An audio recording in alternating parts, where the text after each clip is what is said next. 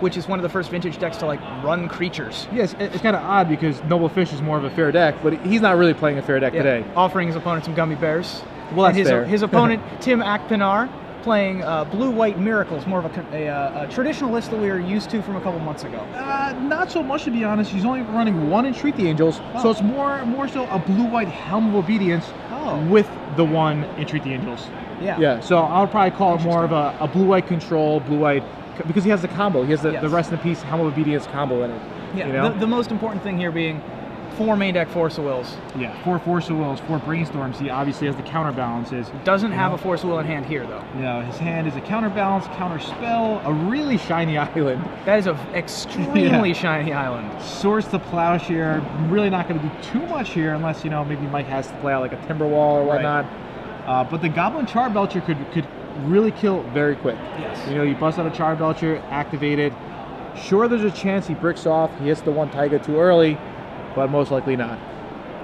Yeah, Mike is playing one Taiga in his deck. He's playing 1 land, which is 100% more. Actually, infinite percent more than a couple of the decks we've seen on camera already. Yeah, and I mean, he is running the 4 land Grand Seal, so that's something very common. Show my opponent my hand, slight drawback, but you're able to go fetch out the 1 Taiga. And there's speaking of the land grant, and he's got the Belcher. Let's see if he has the requisite amount of mana. So he's got 1, 2, 3. Did Mike mulligan this game? Or no? No. Confirmation? He's just he did mulligan. Oh, he did mulligan 6. That would make sense. I thought there was a small chance that he forgot to draw off probe or not, whatnot. So there's a Taiga, there's a probe. Wow, this is a really, really good hand. So we have Taiga, Elvish Spirit Guide, Desperate Ritual. There's no more mana after that. So he's 1 mana short from dropping a Charbelcher this turn. Yes. But this is a really, really good hand. We'll see if Tim can draw into something. We'll find out shortly. Yeah, he's got another bite at the apple, even if he whiffs. Well, he's whiffed so far, so. So I think Tim either wants to write down his hand, or Mike's just like, you know what, I'm going to play face up. Why not? Well, he's got a couple other draws to try and get there. There's a Simian Spirit Guide. So he's got it. So he can play out the Belcher. He doesn't have the activation yet. Exactly. Well, he's going to be able to cycle. So we'll see if he finds another mana ramp spell. Yeah, if he finds a Lion's Eye Diamond, this will be the end. Yep. Let's see. I'm not sure that anything else can add 3 mana like that, however. Can you make out what he drew? It looks like another Simian Spirit Guide, maybe. That's possible. Yeah. That would put him... Would that be enough? Well, Mike definitely wants to play out Mike wants to play out this Charbelcher because he doesn't want Tim to draw into a Force of Will. Correct. He might be able to play it this turn and then activate it next turn with the Spirit Guide that he has in hand. Sure. I didn't do the complete math. He's got 2 in his pool right now. 3, 4. Yeah, he'll have 1 Spirit Guide in hand if that last card's a Spirit Guide. All right. So there's a Charbelcher. Yep. Tim says thumbs up. Mike knew his hand. Tim draws. Oh, he just drew the Force of Will. Wow. So, but this is interesting, though. It's a very good draw. That's a very good draw because Tim also, well, he does not have the. There's a Lotus Petals. This is going to get forced. Yeah, he has to force this because it's just so likely that Mike could just draw into an Elvish Spirit Guide, a Simian Spirit Guide, which he has is the other card. So he has to. He has to force this, and he does just that. Yes. And he pitches Counterspell. That's a weird one. Yeah, kind of interesting. I don't know if he has any other blue cards in hand. Well, the other one was the Counterbalance that we saw. Oh. Yeah. Counterbalance is good because it can counter both Lion's Eye Diamond and Lotus Petal if he drops it. Yeah, I mean... It will not, however, be able to counter... I think I would rather have the Counterspell in hand. I'm not sure, though. I don't know, it's close. Yeah, it is really close. I think the Counterspell is actually safer. The Counterspell is way safer, but this definitely shuts off Lotus Petal, Lion's Eye Diamond, Chrome Mox also. Yes. Whereas if Mike had drawn into Tinderwall, Rite of Flame, or Pyretic Ritual... Alright, so there's the Tundra he's going to search up. Interesting, Tim has a Dust Ball. Sometimes you see Dust Ball, sometimes you don't see Dust Ball. Yeah, Dust Ball's an interesting one. It's a lot better now that players are... Oh, the Tension Sphere, that is awesome. Not really that often is that relevant. Yeah, exactly, but here, very, very relevant. And Tim's in great shape this game. Yep. Yeah. Mike... He looked in trouble, but... I mean, Mike's got to be under 5% to win this game. At this point, I would say so.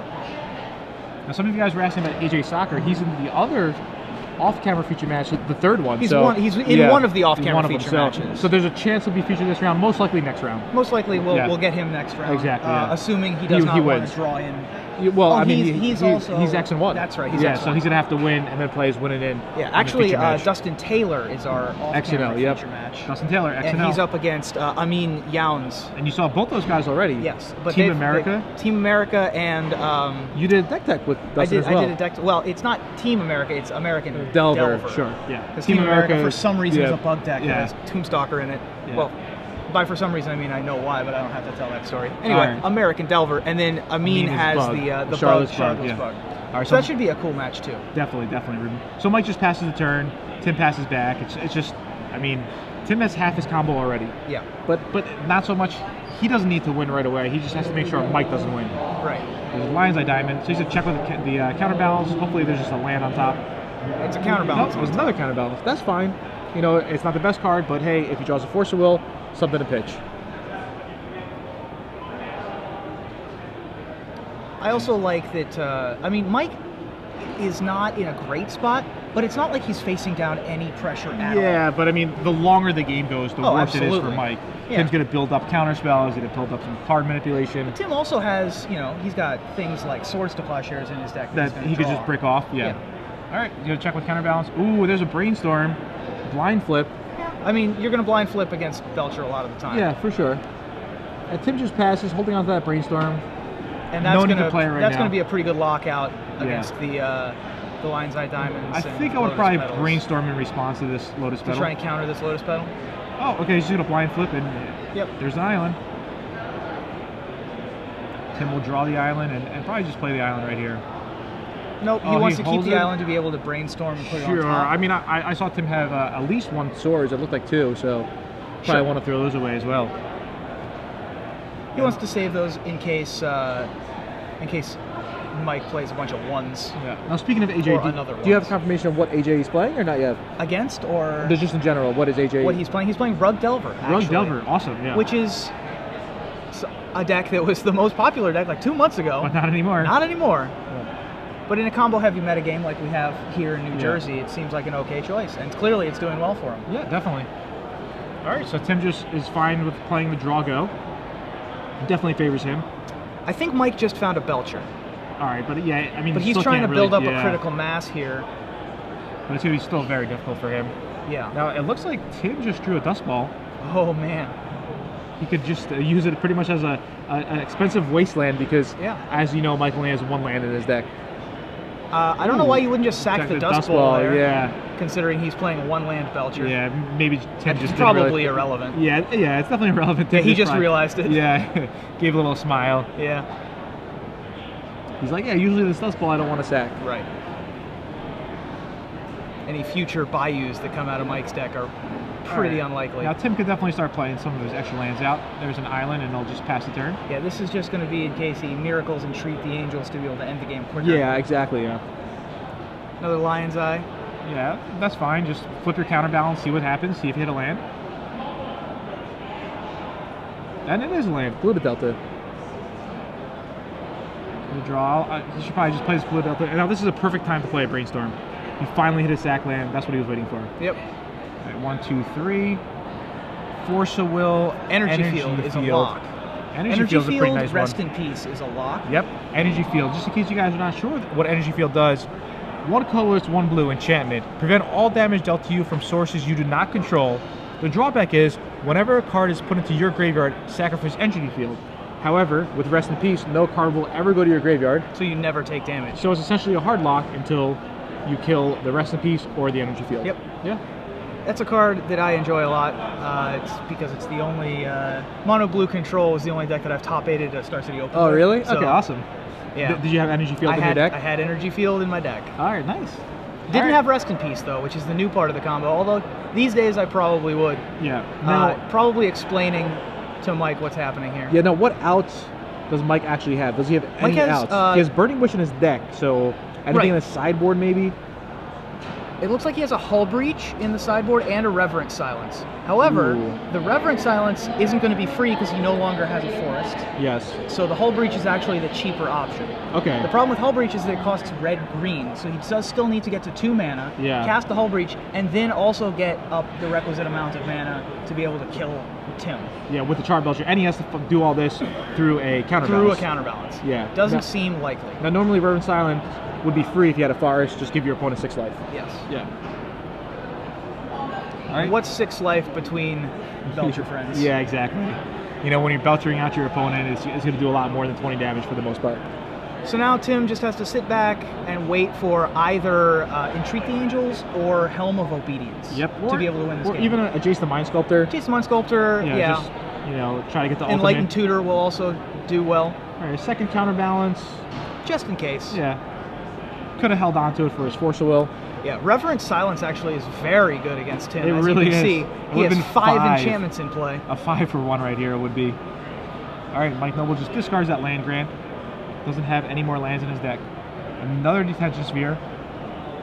That could take out this Lion's Eye Diamond, although I don't think it needs to. I'd rather keep it as the blue card for Force of Will. Exactly, yeah. And I think Mike is just, you know, just thinking, is there any way he can win? Also, you know, if time runs out, it really favors Mike because it takes a while for Tim to win. Yeah. But the other thing is that Mike doesn't want the game to go so long that Tim's just going to win 1-0. We found a Entreat the Angels, though. Finally. Entreat the Angels. That's going to be for 5. He could have just done it for 4, to be honest. Left up with an extra mana just because Mike's life's at 16 life, so. You know, Mike will definitely lose some life playing some of his own spells. Sacking some lands, you know, well, not sacking lands, playing Cataxian Probe. Yeah. All right. So there are the Star City Games Angels. Yep. Tim looks very happy. He's like, these are really cool angel tokens. Yeah, that's right. That artist, Kristen Pleskow, will be at the Grand Prix in Charlotte. Awesome. So if you have angel tokens of your own, or soldiers, or various other types, bring them, autograph them, bring them, and get them signed. Yeah. In the meantime, Mike Noble's going to try and go for it here. I mean, he has to. It's the last turn. Tim's tapped out. It's the last turn. Yeah. He's tapped out. Flood, Force of Will, counterbalance. It's going to be tough. And he has to break through. Oh, rest in peace on top. Jeez. Yeah. All right, and that's game. Mike Noble is scooping it up, and game 1 goes to Tim. That's right. All right, so Tim with his blue-white control deck does have an Entreat the Angel, has 3 Jace the Mind Sculptors, and of course he has the combo with Rest in Peace, the Helm of Obedience combo, and of course the Energy Field combo. Yep, and he's got a lot of cards to be able to take out, but what's he going to bring in? He does. I mean, you know, he doesn't really want those Swords to Plowshares at all. He doesn't want those Terminuses. I mean, maybe he's worried about the Empty the Warrens. We'll see what happens, but, you know, Energy Field plus Rest in Peace handles it. He definitely wants to bring in a Vidalian Click, you know? You might think, oh, Vidalian Click, 3 mana, maybe a little bit slow, but, you know, when Tim has Force of Will, he has some other cheap counter spells, he can survive. Vidalian Click really works as a disruption spell. Also, Spell Pierce. Why not Spell Pierce, am I right? Also, another really good card, Aethersworn Canonist. Yeah, Aethersworn Canonist is a really good one. Not so good against Belcher as compared to the other combo first turn combo decks. Yeah, like Storm or something. Storm, because Mike is equipped with Lotus Petal, Lion's Eye Diamond, and Simian Spirit Guides and whatnot. Okay. And things like that. But it's still very good because, you know, Gitaxian Probe, Burning Wish, those kind of things. Yeah, and another card that's awesome against Goblin Charbelcher, Pithing Needle. Yes. You know, for 1 mana, you're obviously going to need Pithing Needle. Even if they bust out an early Goblin Charbelcher, they're going to have to deal with that needle before they are able to activate it. Over on Mike's side, we have Xantid Swarm as a 4-of in the sideboard, as well as Pyroblast. Ooh, okay. Both of those are... You want both of those. The problem with Belcher decks is what do you take out? Exactly. I was just about to say that. You know? So he is overloaded on ways to deal with counter spells and ways to deal with counterbalance. Yes. But what do you take out is the main problem here. Yeah, what do you take out? If he takes out his Empty the Warrens, then he runs the risk of just being stone cold to a Pithing Needle, except for Burning Wish for Hull Breach. Exactly. If you take out any of your mana, then you run the risk of being clogged with sideboard cards in hand. Yep. I would actually not be surprised to see Mike only bring in one or the other. Yeah. Okay. Or what do you think about a split? Could that ever be good? A split's okay. I think that on the play you want Xantid Swarm and on the draw you want Pyroblast. Okay, I was actually thinking that Pyroblast might just be better overall than Xanthian Swarm, just because of the counterbalance. Sure. You know, because even if Mike attacks with the Xanthian Swarm, counterbalance still has a trigger, correct? That's right, yes. But if he has a Pyroblast, he could just, end of turn, I'll Pyroblast your counterbalance, I'll untap, and then try to go off. Right. Yeah. So it's a little toss and turn. It's a little shaky. Sure. Yeah, I'm not an expert on Belcher. I would have to defer to some other players out there. Yes, exactly. So, but it's going to be interesting. I'm interested to see how Mike does it, because, as we mentioned, Mike is a legacy vintage, and vintage player. Yeah. He's very familiar with the old formats. I would be interested to hear his opinion on how about to go against a deck like Blue-White Control that not only has Force of Will, because that's clearly what Pyroblast is for, and Xanthian Swarm is for Xanthian Swarm is for the Force of Wills. Pyroblast is for the counterbalance. Yeah, and also Pyroblast kind of works for both. If he has extra mana that one turn when he's going off, yes. Just randomly has extra red, yeah, Pyroblast your Force of Will, Pyroblast your counter spell. It does seem like he's a little bit overloaded on answers for counter spells, but that's literally the only thing you care about in Belcher. Yeah. You care about this card spells. But by the same token, like, why wouldn't, if you can't take out 8 cards, yes, you can't put in 8 cards. Yeah. And so why wouldn't you just have 4 more wish targets? Yeah. Right? Okay. And so, I don't know. Again, I'm not an expert on this particular archetype. So speaking of that, do you think you should maybe trim on some of the sorceries so you could, you know, put those sorceries in the sideboard and I think a wish for those sorceries? I don't think there's anything in the main deck that he wants to wish for. Okay. And so he can keep all the 4-ofs that he has in the main deck, but his sideboard can be a little bit more of free spells. For example, he could put Cave In or Pulverize in the sideboard to be able to deal with Affinity or other Empty the Warrens decks, things like that. So those are just other options, but I mean, I definitely like Xanthian Swarm because obviously Tim's taking out all of his creature control. He's not going to have Source of Plowshares in. So a Xanthian Swarm has to be Force of Willed. Yeah, if he does have a Terminus, he'll have 1 Terminus in his deck. Yeah. That's about it. Now, do you think it's out of the question for Mike to trim on some of his Burning Wishes? Or do you think it's a possibility? That's interesting. Yeah. Normally for me, when I used to play with Wishes, I really liked them for game 1, but then for after, you know, game 2 or game 3, I'll just board out my Wishes and kind of just make my deck the way I want it to be and not really worry about the Burning Wishes. Because sometimes Burning Wish, Cunning Wish, Living Wish, a little slow. Right. The problem, of course, being that Tim's deck is based around Enlightened Tutor. Yep. And so he's got a lot of other targets to be able to go get based on the situation, either Pipe Needle or either Sworn Canonist. Yep. So there's a little bit of give and take. I would, I think I would be loath to cut Burning Wish. Okay. But it's an interesting option. It's an idea. And so. it's probably it's not bad. I'm not trying to poo-poo you. Oh no, it's okay. I've been poo-pooed many times. So we'll see what happens. So both players are thinking. I mean, it looks like Mike kept, and now Tim is going to ship it and go down to 6. Yeah, Tim's probably being on the draw. Tim is probably just looking for a Force of Will. Yeah, he either wants a Force of Will or he just wants really early cards like a Aethersworn Canonist or Spell Pierce. Right. Yeah, Spell Pierce is really good against the Goblin Charbelcher deck because Mike Noble is so tight on his mana most of the time. Yeah, I think that Tim got pretty lucky to be able to beat the Charbelcher on the play game 1 with no Force of Will. Yeah, you know, Mike mulliganed and Tim had a lucky draw or two, so that's how it goes. Tim's looking at his 6, he's thinking, maybe I'll try it. All right, is what he says. So he decides to keep, and we'll see how this game plays out. So Mike Noble will be on the play. There's the Lion's Eye Diamond. There's a Lotus Petal. Whoa, this is an awesome hand for Mike. It sure is. I think he can kill him on turn 1. I think he has the turn 1 kill if Tim does not have the Force of Will. So 4, 6, 7. He only needs 4 because he can use the Lion's Eye Diamond to activate. So he gets the land. No, that's 3. Yeah, that's 4. 2, 3. Yeah, that's 4. Yep.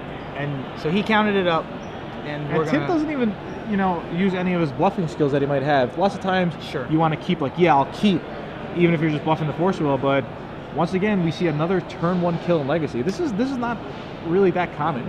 People talk about my deck kills in turn 1. Not really. But today it's actually been... that's exactly what it is. Or at least on the camera matches. So, what have we had now? 4 or 5? I think before this it was like 3 or 4, so it's probably about 4 or 5 turn 1 / turn 1.5 / turn 2 kills. Sure. Yeah, because sometimes your opponent goes turn 1 Grizzlebrand with a forcible backup. And that might as well be a turn 1 kill. Exactly. Not technically a turn 1 kill, but we could put it in the books for it. Why not? When last week clearly the deck of the tournament was Jund, everyone was like, "What's the best way to deal with Jund?" Combo. Unfair things. Yeah, and I was talking to Zach about this. The SCG Opens really define the metagame, not only for the future SCG Opens, but for Grand Prix and lots of times for Pro Tours. Yes. There's a Pro Tour next weekend along with the SCG Open in Cincinnati. Everyone's going to be looking at the results from this weekend. Yes. What won Edison? Jund won Edison. All right, how much of a factor is going to play for the Pro Tour? We won't know until next week. That's right. Yeah. And how much of a factor will it play for the SCG Open in Cincinnati? It'll certainly affect the SCG Open in Cincinnati. Yeah, for sure. A lot of the pros especially from pros from other countries, don't pay as much attention to the Open Series as they do to tournaments in their own continent. Yep. So it'll be interesting to see, particularly the American players. Okay. How much they have depended on the Star City Games Open Series to have done some testing for them. Yeah. Yeah, I actually spoke with my friend Ben Friedman, and he's going to the Pro next week. He was, really likes to play Blue, White, Red Flash. I'm saying, hey, why don't you check out Anthony Lowry's deck? Yeah. Even though Anthony did not make top 8, he started off 6-0, and he admitted that he made a few mistakes later on in the tournament, and he could have easily made top 8. Yep. So when you go to StarCityGames.com and you look at the top 8 deck lists, why not look down to the top 16 deck lists? Sometimes we post the top 32, top 64 deck lists. Whatever we post, look at all the deck lists, and you can really get a feel of what decks are strong and what decks might have just got lucky to make a top 8 or whatnot. Absolutely. I think that much like one of the mistakes that players make when testing is they don't play enough sideboarded games. Yep, that's definitely true.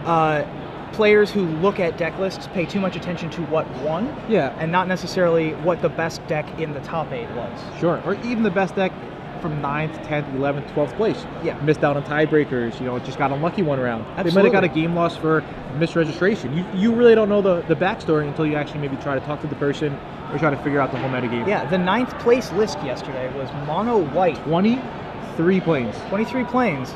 Missed out on breakers. We almost had mono white in the top 8. Yeah, so, yeah, you definitely want to pay attention all the way down. Whatever information is available. I'm sure that all of the pros at the Pro Tour have all that information in mind.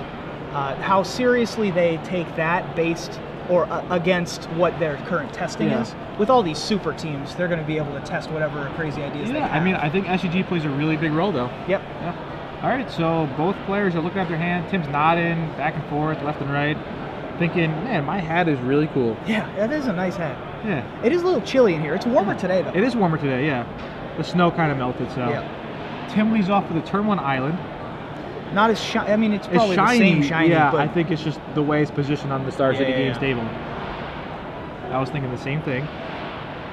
All right, so Mike goes down to 18 with a Cataxian Probe. And he's going to see Force of Will, Spell Pierce. Ooh, wow, that's a really good hand. And Brainstorm, oh my. Yeah, the only thing Tim doesn't really like there is that Rest in Peace right now.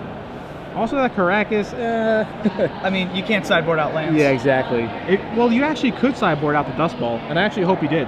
That's true. Yeah, it just doesn't really do anything. It's only going to be a colorless land. I'd rather have some more of my sideboard cards. So Mike's going to write down Tim's hand. We're looking at a Brainstorm. We're looking at a Force of Will. And we're looking at a Spell Pierce. So he's going to have to fight through 2 counter spells. Spell Pierce plus the Force of Will, yeah. Because we do still have Brainstorm. Yeah. So he could find another... I guess he's going to fight through 2 this turn. Yeah, it's going to be 2 this turn way. if Mike wants to try to go for it. Yeah. Next turn it could be more. Tim could easily find a second Force of Will, another blue card, and all of a sudden there's 3. I think Mike is going to go for it. We'll see what happens. There's a Spirit Guide. There's Xanthid a Swarm. That's why we didn't go for it. So Xanthid Swarm, very, very all right, good. So right now I would Brainstorm if I was Tim. There's what do you think Xanthid about that? Swarm. To Brainstorm here? First, yeah. I absolutely agree. Yeah. I think you want to lead off with the Brainstorm, see what's going to happen. Xanthid Swarm there on the left. Scourge rare, 0/1 flying. When Xanthid Swarm attacks, defending player can't play spells this turn. Okay. Effectively shutting off counter magic. 2. Oh, wow. It's a Terminus. The one Terminus. That wow. That's what it looks like. That's pretty amazing. Yeah. So and also Pithing Needle. And Pithing Needle, yeah. All the so one-ups. How is he to do this with the Terminus? I think he puts the Terminus on top. Well, he can't because he only has the island, yeah. So he wants to put Terminus second, and he wants to put Pithing Needle first. I believe. I think he wants to put Pithing Needle first, or be able to cast Pithing Needle on his next turn. Yeah, and I think he wants the Xanthias Swarm to resolve. He doesn't want to blow his force. And then the next card down should be Terminus. Yes. So that even if Mike plays Empty the Warrens, he will be able to do it. Exactly. Tim also gets to play the Pithing Needle off of the island. Yep. All right, there's a casting probe. Set up very well here. And he does just that. That's a great play by Tim because he hides the Pithing Needle from Mike. Yes. I have to give a lot of credit to Tim for this. It was a Pithing Needle, correct? It was a Pithing Needle. Okay, yeah. And he shows him Aethersworn Canonist. That's fine to show him the Aethersworn Canonist because that's like less relevant than the Pithing Needle. Yes. Because in Mike's head, Mike's thinking, okay, so Tim's just going to go land Aethersworm Canonist. But no, Tim's actually going to go land Pithing Needle. Yeah. I mean, Canonist is also pretty good. Yeah, but you still want the needle out there. Yes. That's the most important thing. There's a Lion's Eye Diamond. It's possible Mike just plays this Lion's Eye Diamond here, just to have it in play. Okay, that's fair. Because I'm not sure how relevant the Storm is. Although, if he gets Empty the Warrens, he can play his artifacts. Exactly.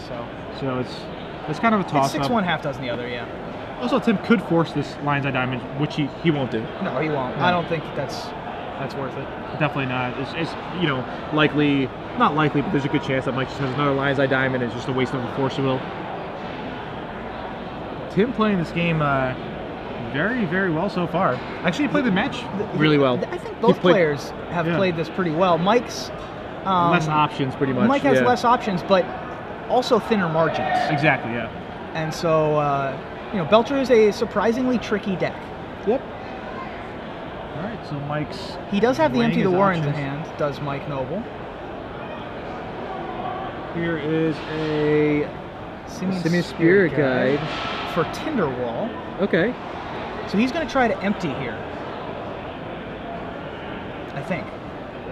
No, I don't think he has the mana for that. He's got 0 in his pool right now. He has a Lotus Petal in his hand. Right, so he'll have 3. He'll have Tinderwall, Lotus Petal. I don't think you want to force this, Tim. I don't think he wants to force this either, but he's going to force it. Removing the Spell Pierce. Okay. I don't think that's a miserable play, especially considering that he could have the Empty the Warrens. He could have the Empty the Warrens. We're also playing Pithing Needle this turn. Yeah. So that's pretty fortunate. He wants to probably just drop the Caracas. Ooh. Canonist. The Canonist. That's kind of interesting. I would have probably played Pithing Needle there. I probably would have. If he puts the Terminus there, doesn't he want to miracle the Terminus and not... I think it was a Terminus. Doesn't he want to not kill his Canonist? I believe it was a Terminus. We'll find out in a second. It was. That was a Terminus. So all of a sudden... Well, he's also got a clock now if he wants to start attacking. Yeah, but... I mean, as much as a grizzly bear can be a clock. I really like Needle into Terminus into Canonist this turn. Same. This turn he could have played Terminus and then Canonist. Yeah, I agree. So I liked how Tim played this game up until this point, I think. There's Pithing Needle. Pithing Needle is going to most likely name Goblin Charbelcher. Most likely, although he can possibly name the... Mike's trying to trick him into that. No, he's not going to trick him into that. Yeah, all right. So there's going to be Goblin Charbelcher. He's writing it in nice redding. It is not Phyrexian Revoker, which can, in fact, shut off Lion's Eye Diamonds. All right, so there's a Xanthias Swarm. Just attacks. Just attacks. Just for value. Just for some value. And Tim's going to attack with his Aethersworn Canonist. Let's see if Tim has a follow-up play. You think he's going to play this Rest in Peace? Probably not.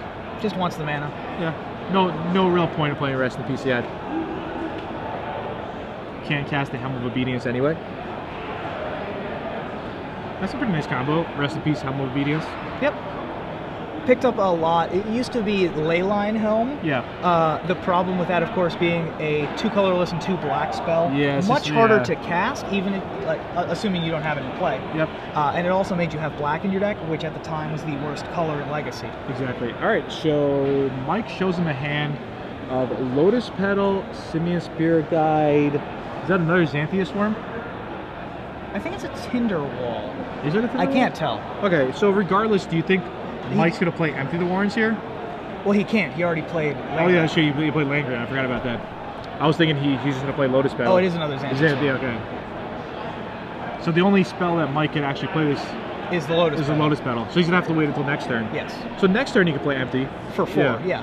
Which is a fine thing to do because it'll stop Tim from attacking. Exactly. But I mean, Mike's in just terrible shape here. Yeah, very bad shape. Yeah. Not the deck he wanted to be playing against today. Yep. All right, so Tim's going to draw for his turn. And looks like a magic card. I'm not sure what it is, to be honest. It is an Arid Mesa. Arid Mesa, makes sense. All right, so Mike falls to 10 life from this Ether Swarm and Canonist attack.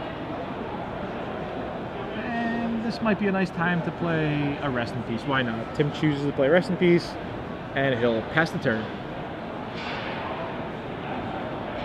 So, Desperate Ritual, drawn from Mike. Not really going to do too much. Nope. I believe Mike's at 10 life, correct? Or Mike is he at 10? Yeah. I thought he might be. No, yeah, I'm pretty sure it's 10. We'll get clarification for that in a second. So there's Storm of 1. Is it to go discard, discard, or exile, exile? Exile, exile. Yep. And Empty the Warrens. Empty the Warrens. He's going to have 4 Goblin tokens. Do we have Star City Goblin tokens? Possibly. I believe we do, actually. Yep. All right, I'm excited to see what they look like. Yeah, Mike is at 10 life. It looks like gummy he's trying bears. to use the gummy bears. I'm not sure if the judge is going to allow it. I'm not sure how kosher that is, but Tim might just it was an interesting idea. Yeah. I like your style. So just regular Goblin tokens right now? He's probably just going to eat those gummy bears on camera. Oh, he's sure. Still going for Why him. not? Yeah. He's a fanciful chap. Yep. Maybe Mike's trying to trick Tim into killing those gummy bears and then eating them. That's right. Ooh, so Tim draws a Brainstorm. So Tim could Brainstorm and put that Terminus back and then do a Miracle Terminus next turn if he wants to. Yep. I don't think that's necessary. Yeah, I don't think so either. It's just Mike has no good attack here. I think Tim could just sit back behind the Ether Swarm Canonist and then eventually just win with a Jace the Mind Sculptor or his combo piece with Rest in Peace. Yeah, I'm not sure he needs to do anything. Yeah, no real need for Tim to do anything. It's going to be really difficult for Mike to fight through this Ether Swarm Canonist. Swarm attacks for 0. There's another Swarm. At this point, it's possible Tim can Terminus with his Brainstorm, but there's really no need. point, yeah. I mean, it looks may as well tempting. just keep making land drops. You might be thinking, oh, it's a 6 for 1, but not really. Right, it's not really a 6 for 1. Exactly. Well, a 6 for 2, I guess, because he would lose his Canonist. Mike just passes the turn. And Tim draws, it looks like a counter spell maybe, or counterbalance? Counterbalance. Well, that's good. Counterbalance. It looks like Tim's in firm control of this game. Absolutely. Now, are both these players X and O, correct? XO, I believe X1? so. I believe both these players are XO. Okay, awesome. So it looks like there will be at least one blue-white control deck in the top 8. Yeah. I know there's lots of blue-white control players out there. We're going to get confirmation. They might actually be X1, maybe even XO1. Someone tweets in that they really want a gummy bear as well. Yeah. I kind of want a gummy bear as well, too. XO1 and X1. So yeah, the control deck is XO1. Yeah, exactly. And Mike on the bubble. Yeah, so if Mike loses this, he's most likely out of top 8 contention. And it looks like Tim will be very close to a top 8 if he wins this one. Yeah, and Tim, I think that it's safe to say that Tim's in firm control of this game. Oh, definitely. But Mike just wants to make sure. Mike has a lot of dead draws, is the problem. I really can't see any combination of cards here that will make a difference. There's a Brainstorm. End of turn Tim. Brainstorm to be able to shuffle away some things. No, it's in response to these Xanthia Swarms. Oh, in response to these Xanthia Swarms. Because the Xanthia Swarms will trigger? Right. Yeah. I don't even know if Tim needed the Brainstorm there. No, he just wants to get rid of some of this excess chaff. With him having a counterbalance and an Ether Swarm Canonist is just so unlikely for Mike to ever be able to do anything. He can also put a a commonly played casting cost on top of his library for the counterbalance, just in case Mike tries to go for it this turn.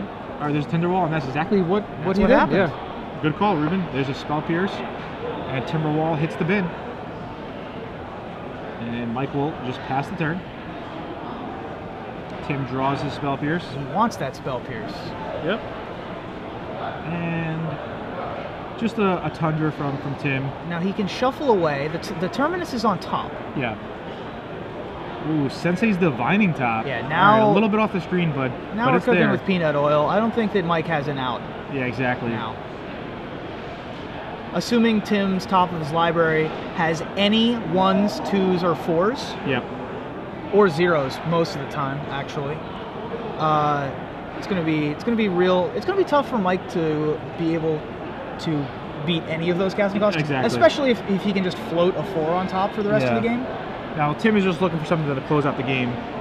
I wouldn't even mind just stacking the Arid Mesa. Yeah, exactly. Yeah, I think that's what's gonna happen just here. try to find a Helm, try to find anything that would just close the game out much quicker. Find the Entreat the Angels. Yeah. Why not? All right. So Tim's shuffling up his deck. I think Mike should just eat his gummy bears now. I mean, I don't really see him winning this game, so at least he gets some enjoyment out of that. But maybe he's enjoying losing. Why not? Now, I think that if Tim finds a Jace on top, he should leave it there. Just to be able to counter the just Goblin Charbelcher. Just to be able to counter Goblin Charbelcher or all the copies of Empty the Warrens. Yeah. So why not? But he also probably wants to get down Jace and just starts, using the Jace and just end the game. It would be all the copies of Empty the Warrens, assuming Mike drew more artifacts. Would be all I was trying to say there. I lost you there, Ruben, but I'll still give you a hug. No problem. All right, so top once again. I see a Terminus, I see a top, and I think I see a Polluted Delta. So Tim probably is just going to draw the Polluted Delta. It's just... And now it's just a matter of time that, the blue-white player will take control and end the game. He already has control, now he just wants to end it. Oh, there's a Dust Ball. We thought maybe he sided it out. And now he's going to sacrifice the Dust Ball. Oh, there we go. We figured it out. Some small victories there. Small victories. All right, so we'll see what happens here. Not too sure what... I mean, I can't imagine Mike pulling out of this. No. No. All right. Let's see. There's the Helm. All right, so that should lock it up right here. Yep. Helm of Obedience plus Rest in Peace equals game over. Right. So Helm of Obedience, for those of you who aren't familiar, is a very, very old card that has been errated many, many times. But basically, it says pay a colorless or pay X and tap. Target player puts X cards into their graveyard until they reveal a land. Pretty much what it says. If I have Rest in Peace and Helm of Obedience, I win. You mill your entire deck. Yeah. So that's what Mike does. Way to put it. And there it is. All right, so Tim wins. Tim moves on to 6-0-1. 6 wins, 0 losses, 1 draw. And Mike is pretty much out of top 8 contention. He can stay in, try to make top 32. Walk home with a little something. Absolutely worth it. Why not? All right, so it looks like you guys are tweeting in. If you guys have any other questions for us, let us know. We'll almost always respond to your tweets. That's right. All right, so we're going to come back to the booth.